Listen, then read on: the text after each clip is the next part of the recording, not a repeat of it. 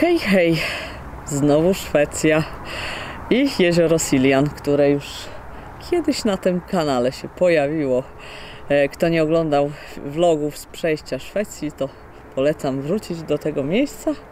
Jestem w Redviku, czwarty raz w życiu i pierwszy raz nie leję, więc się bardzo cieszę.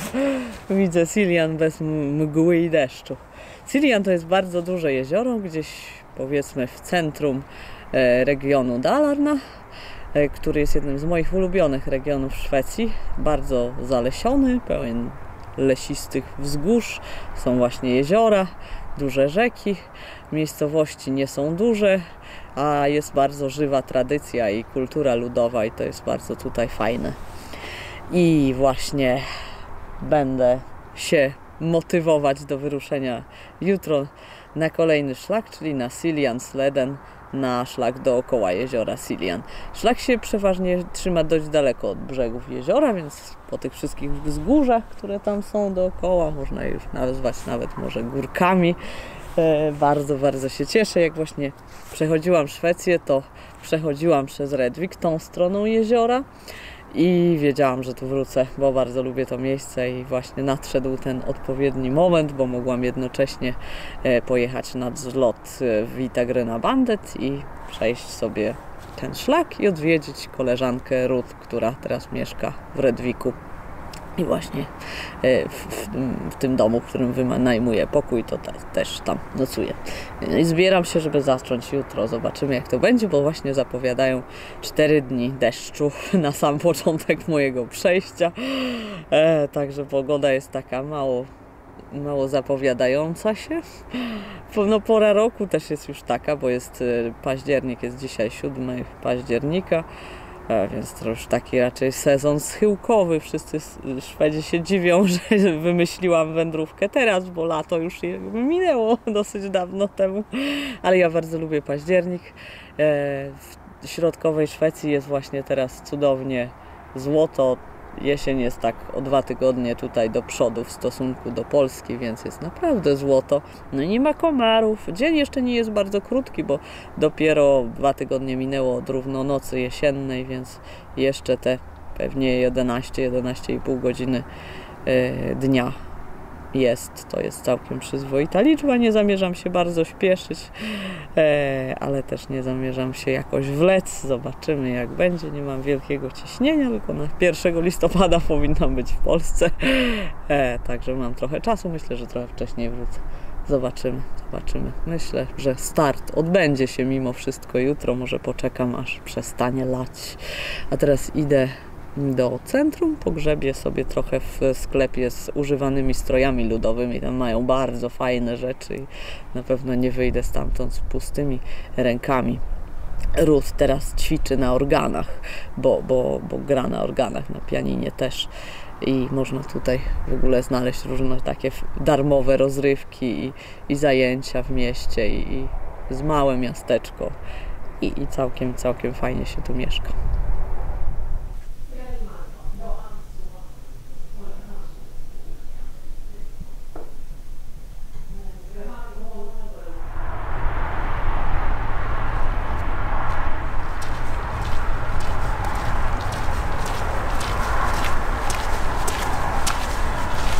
Hej! No i znowu nad jeziorem Siljan. Dziś już oficjalne rozpoczęcie kolejnej wędrówki, czyli przejście szlaku Siljansleden. Rozpoczynam teraz. Jest 8 października 2024. Jest godzina 14. To tak akurat na popołudniową wędrówkę niezbyt długi odcinek i bardzo dobrze, bo oczywiście plecak nie należy do najlżejszych. Mam trochę więcej jedzenia niż potrzebuję, ale przestał padać deszcz, nawet jakieś słońce przeziera. No i za mną piękna tafla jeziora Siljan i to najdłuższe na świecie drewniane molo. Jako że szlak jest pętlą, no to planuję po prostu zakończyć w tym samym miejscu, jak już obejdę całe jezioro. To w drogę.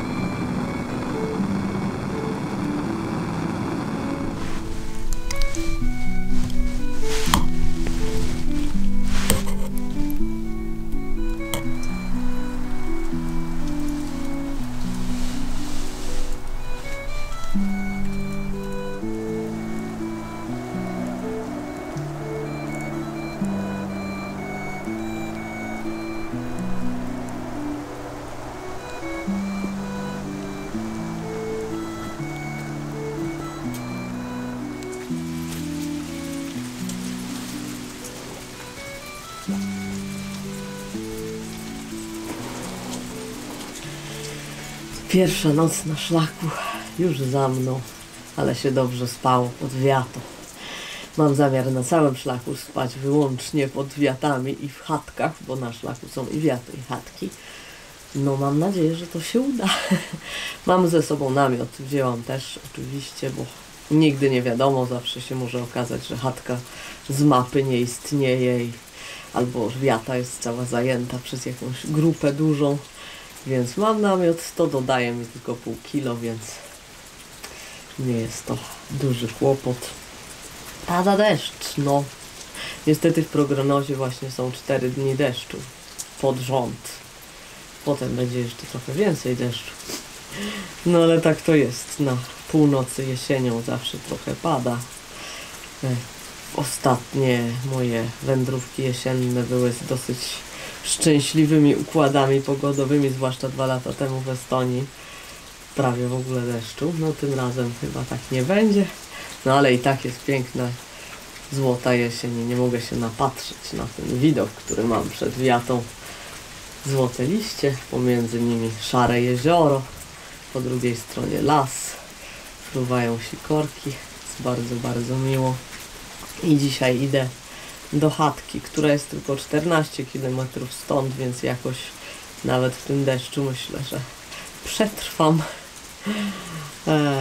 I potem będę się zastanawiać, co dalej, czy przeczekać może ten najgorszy deszcz jutro, czy nie.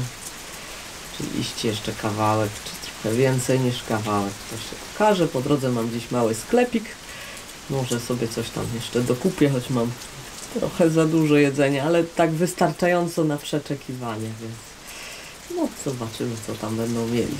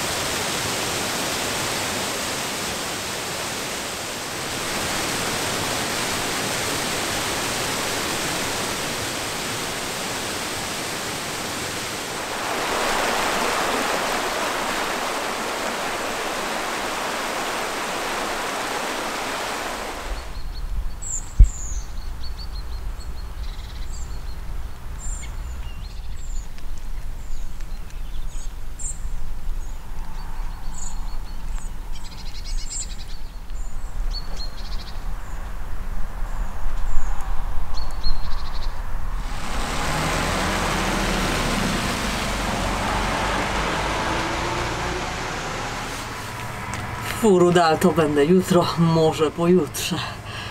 Teraz jestem w miejscowości Boda i tutaj sobie zjadam drugie śniadanie. No właściwie już taki całkiem poważny lunch. Jest to kanapka z pasztetem przywiezionym z Polski, ale z masłem kupionym w sklepie. Fajny mały sklep.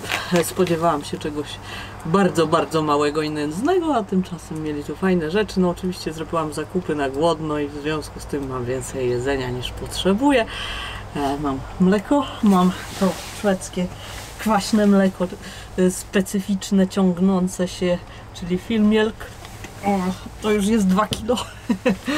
Kupiłam też kukurydzę i kiełbasę, bo dziś idę do chatki i chciałabym sobie tam coś upiec. Deszczyk popaduje, ale nie jest tak tragicznie, jak miało być w prognozie. Było jakieś naprawdę ulewy i wicher. Może jutro, zobaczymy. A Boda jest słynna z tego, że bardzo podobała się reżyserowi Ingmarowi Bergmanowi i ten wodospad, te skały, które oglądałam, wystąpiły w filmie Jungfruszellan. Nie wiem, jaka jest polska nazwa, jakby polski tytuł tego filmu. I sam Bergman wziął ślub tutaj we wsi, w kościele, który jest na górce. Ale tak w ogóle to jest tu bardzo sennie, spokojnie, jesiennie i każdy samochód, który przejeżdża, zatrzymuje się w sklepie, więc jakby pewnie zjeżdżają się z okolicy, bo tu po lasach ludzie mieszkają, ale wioski są generalnie na szczytach wzgórz, to takie są tutaj najlepsze miejsca, bo w dolinach zalega zimne powietrze, a na górkach pewnie jest cieplej, ale są jabłka w ogrodach. Bardzo, bardzo przyjemnie. Bardzo mi się tu podoba, jak w Dzieciach z Bullerbyn. No ale tego się właśnie spodziewałam i właśnie dlatego tutaj jestem.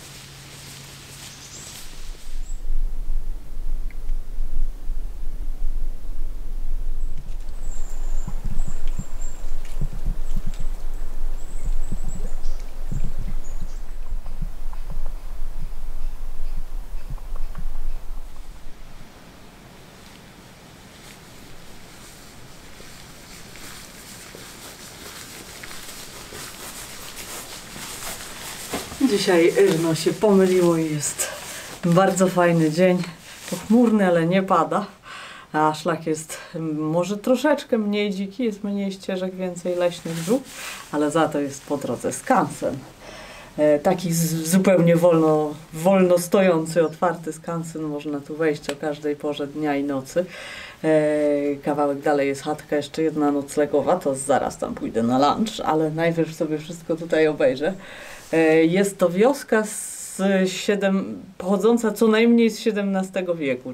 Możliwe, że trochę starsza, ale 1600 pewnie 50, 70 są lata, z których pochodzą najstarsze budynki znajdujące się w tej wiosce i to są budynki gospodarcze.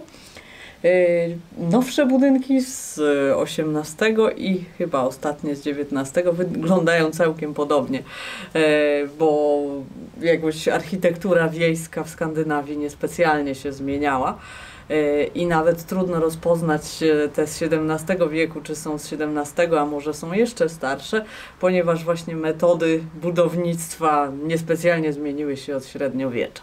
Można trochę poznać po tym, jak wyglądają belki w technice zrębowej zrobione, bo wycinało się je w taki diament, w jakieś rąby i to się właśnie zmieniało. Ale tak poza tym to właśnie takie wysoko położone małe drzwi, okucia, no i grube belki z porządnej sosny, która już obecnie nie występuje. Także mieszkało tu trochę dużo ludzi, kilka rodzin i jest kilka budynków mieszkalnych i bardzo wiele różnych budynków gospodarczych, które pełniły bardzo różne funkcje. Tutaj za mną jest obórka, na pewno dużo takich, w których przechowywano jedzenie, zboże, jakieś sery, mięso pewnie też sobie wisiało, jakieś kiełbasy. No i idę sobie to wszystko obejrzeć i pokażę Wam, co znajdę. Tutaj na pewno nie mieszkała świnka, bo dla świnki to koryto byłoby za wysoko. Raczej krowa, albo może koń. W sumie też mógłby być, albo wół taki roboczy, ale pojedynczy raczej, no może 2-3 sztuki by tu się dało wcisnąć. Tak tu miały, tu są homonta, więc to by może wskazywało na to, że jednak koń. Tu też jakieś takie małe pomieszczenie, tutaj jest toaleta. większość budynków zamknęli na kłódkę, żeby nie włazić do środka, a toaleta jest otwarta. I tutaj jest budynek mieszkalny, którym widzieliście przed chwilą za mną. Da się zajrzeć przez okno. Raz w tygodniu w weekend jest zwiedzanie, można wejść wtedy z przewodnikiem. No ale dziś nie jest weekend. I widać tam, że jest murowany piec. Tutaj akurat jest goła podłoga. I stół, ława i takie wysokie łóżko. Krzesełko. Jakieś tam urządzenie chyba do szycia. A w drugim pokoju jest fajniej.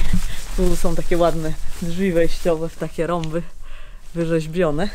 W drugim pokoju jest bardziej taki bogatszy wystrój. Są dywaniki na podłodze. Są takie bardziej ozdobne ławy. Też jest piec, czyli jakby dwie rodziny mogły w tym domu mieszkać i po dwóch stronach w piecu można było palić. Tam gdzieś jest żuraw, to zaraz pójdziemy do żurawia. A tutaj jeszcze kolejne budynki gospodarcze z tych najstarszych właśnie. I na drzwiach jest trochę wyrysowane. Część tych napisów to są jakieś po prostu, że ktoś przechodził i się podpisał z 1875 na przykład. Ale są też różne takie stare X-y. W dawnych czasach na drzwiach rysowano różne znaki, które miały odgonić złe moce. Diabła, pewnie w jakiś szczególny dzień w roku robiono coś takiego, całkiem możliwe, że w dzień przesilenia zimowego. Także na takich starych drzwiach można jeszcze znaleźć takie znaki. W Estonii, w Skansenie były wyrysowane kredą białą na drzwiach właśnie. I tutaj różne takie przejścia, stare bramy. Tutaj też jakaś taki schowek. I chyba ten budynek jest najstarszy za mną teraz w całym Skansenie. Właśnie zrobili mu nowy dach, ale ten chyba na pewno jest najstarszy właśnie z połowy chyba XVII wieku. Jest tu tego niemało. Można sobie zrobić niezły spacer. A tutaj właśnie jest żuraw do nabierania wody i jeszcze taka mała chatka. Jak był zbyt wielki ścisk, to czasem ktoś, kto się już w domu nie mieścił, to mieszkał ze zwierzętami. Mieli tu owce, mieli kozy oczywiście, żuraw i mnóstwo jakichś takich konstrukcyjnych, ciekawych rzeczy. Na przykład tutaj dach jest podpierany takimi przęsłami, trochę podgryzione to jest przez kornika. I tutaj takie podcienie, pewnie się wjeżdżało wozem na dziedziniec. O, tutaj mamy jakąś fajną datę. 1832. To było malowane, a tak to budynki nie były nigdy malowane tą czerwoną farbą ani żadną inną, tylko tutaj są czerwoną starą farbą właśnie w XIX wieku pomalowane drzwi. Gdzieś po drodze w jakiejś wsi widziałam, że ktoś też tak miał na jakimś bardzo starym budynku. O, tutaj na pewno do jednego gospodarstwa należały wszystkie te budynki. O, tu się wyjeżdża na drugą stronę do głównej drogi. I tutaj mamy jeszcze jakieś takie fajne coś, co wygląda jak żarna, ale nie mam pojęcia jak funkcjonowało. I jeszcze coś wyplatanego, taki pokrowiec na kosy, na ostrza do kosy jest wyplatany z łyka brzozowego. No super. No, stary pług do orania. Super. Tu jeszcze więcej narzędzi rolniczych. Czy to są lemiesze? Tutaj różne brony pod spodem, jakieś inne takie dziwne urządzenia już obecnie nieznane. I nawet jest szczotka do szczotkowania sierści konia i jakieś podkowy. No, chciałabym oczywiście tu pomieszkać jakiś czas.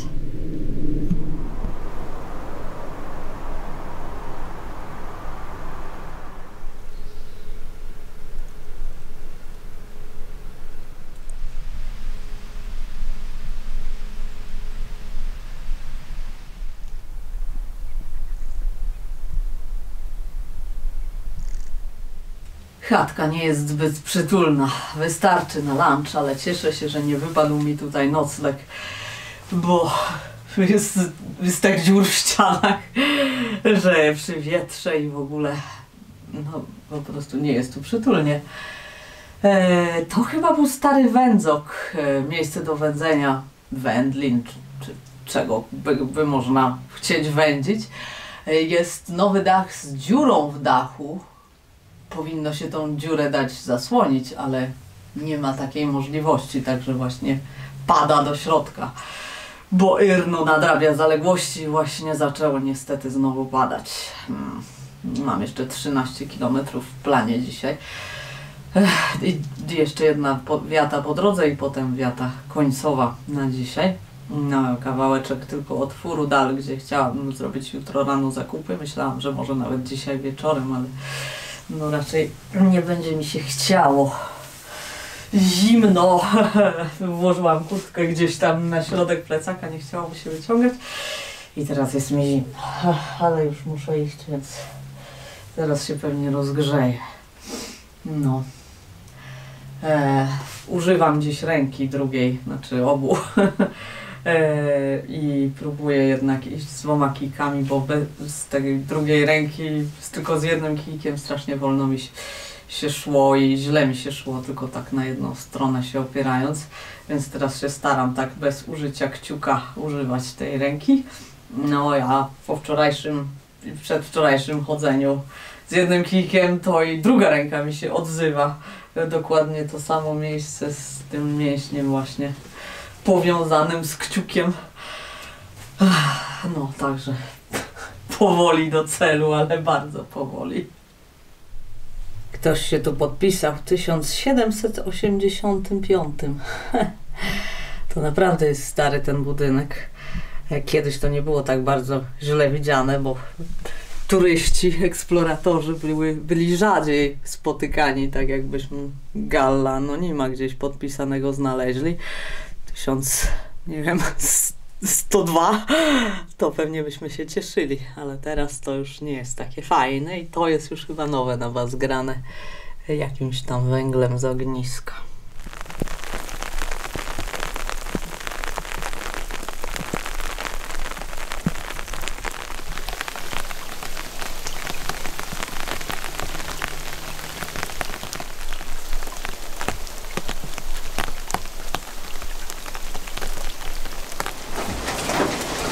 Udało się zdobyć dach nad głową.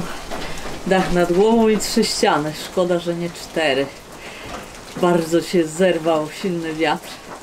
Jest on bardzo zimny, no i nie przestaje padać.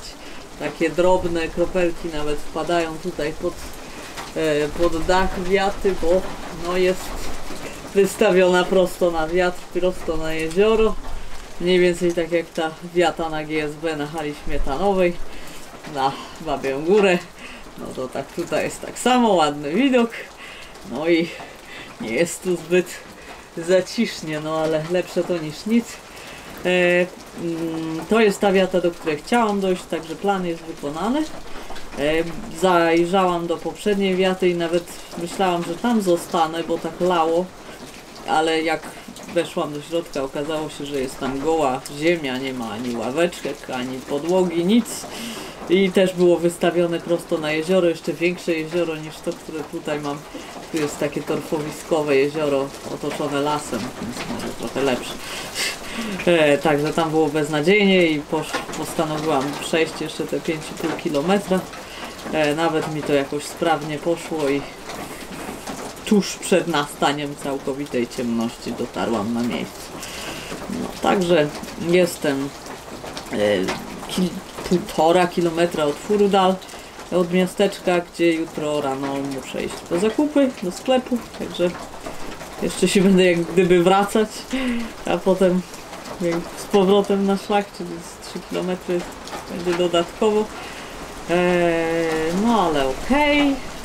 Byle ten sklep otworzyli jakoś w miarę wcześniej, żebym tam nie musiała czekać, ale jest też stacja kolejowa i biblioteka, więc w razie czego tam sobie troszeczkę posiedzę, żeby tylko przestało tak padać i wiać i żeby nie było śniegu, bo Ruth coś mówiła o tym, że w prognozie jest śnieg. No, tego bym nie chciała. No, wiem, że to byłby i tak tylko przelotny śnieg i żeby jutro już się roztopi, ale no, na samą myśl. No widzicie, jak tu wszystko fruwa od tego wiatru. Spróbuję się jakoś zasłonić plecakiem, przynajmniej twarz, no bo nie ma za bardzo na czym, nie ma gwoździ w tej wiacie i namiotu mi się też nie chce jakoś specjalnie kombinować, rozwieszać, że jakoś przeżyję.